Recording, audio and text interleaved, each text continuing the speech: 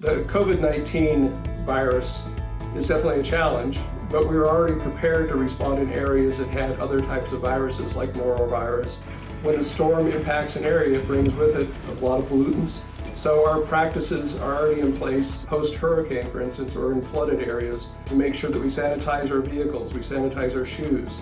Our work practices teach us to sanitize work surfaces and door handles. So all that is in place. COVID-19 adds the social distancing challenge. We already had in stock face pieces that would prevent us from getting the virus.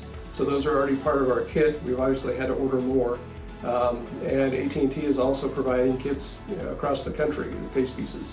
So it's changed it in that we can't be shoulder to shoulder doing the work, and we're very responsive about that. But we haven't missed a response because of COVID-19, and I feel like we've done a good job protecting our responders.